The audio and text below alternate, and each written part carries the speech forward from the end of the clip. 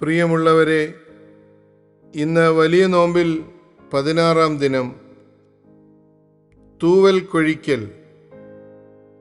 ക്രിസ്തുവിന് ജീവിതം ചിറക് വിടർത്തി പറക്കലാണെങ്കിൽ യൂദാ ഇസ്കറിയോത്തയ്ക്ക് ജീവിതം ചിറക് കൊഴിക്കലായിരുന്നു എന്നെഴുതിയത് കസന്തസാക്കീസാണ്.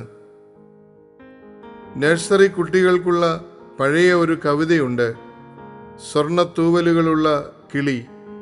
അത് പറക്കുമ്പോൾ സ്വർഗത്തിൻ്റെ വെട്ടം ഭൂമിയിൽ വന്ന് വെട്ടിത്തിളങ്ങുന്ന അനുഭവം കണ്ടു നിൽക്കുന്നവർക്കൊക്കെ ഉണ്ടാവും. കച്ചവട കണ്ണുള്ള ഒരാൾ സ്നേഹിതൻ്റെ വേഷമണിഞ്ഞ് നേരില്ലാത്ത പുഞ്ചിരിയോടെ കിളിയെ സമീപിച്ചു. നിന്നോടെനിക്ക് കടുത്ത ഇഷ്ടം, നിന്റെ ഓർമ്മ എന്നും ഉള്ളിൽ കൊണ്ടു നടക്കാൻ ഒരു തൂവൽ തരുമോ? സ്നേഹാർദ്രതയിൽ കിളി ഒരു തൂവൽ കൊഴിച്ചു കൊടുത്തു. അടുത്ത ദിവസം വീണ്ടും അയാൾ പറഞ്ഞു, ഒരു തൂവൽ കൂടി തരുമോ? നിന്റെ ഓർമ്മകൾ എന്നെ വിടാതെ പിന്തുടരുകയാണ്. ഒരു തൂവൽ കൂടി ആ കിളി കൊഴിച്ചു നൽകി. പിന്നെ എന്നും തൂവലുകൾക്ക് വേണ്ടി പ്രേമഭിക്ഷുവിനെ പോലെ അയാൾ വന്നു ചേർന്നു. ഒന്നൊന്നായി തൂവലുകൾ കൊഴിഞ്ഞു വീണു.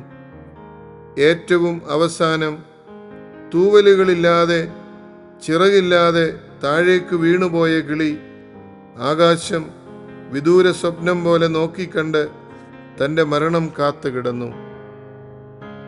ജീവിതം നീണ്ടുകിടക്കുന്ന തൂവൽ കൊഴിക്കലായി മാറിയിട്ടുണ്ടോ?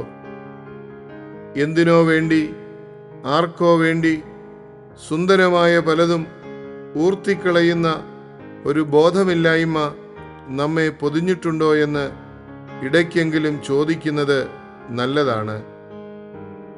സൈക്കോജനിക് ഫ്യൂഗ് എന്നൊരു മാനസിക രോഗമുണ്ട്. സ്വന്തം അസ്തിത്വം പൂർണ്ണമായി മറന്നുപോകുന്ന ഒരുതരം മറവി രോഗമാണിത്. ഈ നോമ്പുകാലത്ത് നാം ആരാണെന്നും നാം ആരുടേതാണെന്നും മറന്നുപോയിട്ടുണ്ടോ എന്ന് ഒരു സ്വയം ശോധന ആവശ്യമല്ലേ?